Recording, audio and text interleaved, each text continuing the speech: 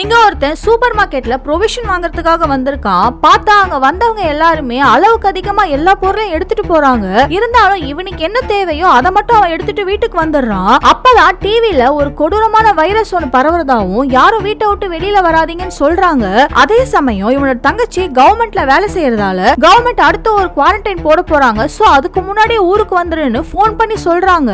இவனும் அவங்க ஊருக்கு போறதுக்காக ஏர்போர்ட்டுக்கு வரான். ஆனா திடீர்னு அங்க கிளம்ப வேண்டிய எல்லா ஃபிளைட்டையுமே அவங்க கேன்சல் பண்ணிடுறாங்க. சோ இப்ப வேற வழியே இல்லாம திரும்ப அவன் வீட்டுக்கே வந்துடுறான். அப்பதான் இவனோட வீட்டு பக்கத்து வீட்டுக்காரருக்கு அந்த வைரஸ் வந்துருச்சுன்னு சொல்லி அவரை இழுத்துட்டு போறாங்க. பார்த்தா அந்த வைரஸால பாதிக்கப்பட்டவர் ஒரு மிருகம் மாதிரி நடந்துட்டு இருக்காரு. அதை பார்த்ததுமே பயந்து போன இவன் வீட்டுக்குள்ள வந்ததுமே வீட்டை சுத்தி இருக்க கதவு ஜன்னல்னு எல்லாத்தையுமே கையில கிடைக்கிறத வச்சு சேஃப் பண்ணி விட்டுறான். இப்ப இவன் வீட்டு பக்கத்து வீட்டுல இருக்கவருக்கு வைரஸ் வந்ததால அந்த ஏரியால இருக்க எல்லாரையுமே மிலிட்டரி குவாரண்டைன் பண்றதுக்காக கூட்டிட்டு போறாங்க.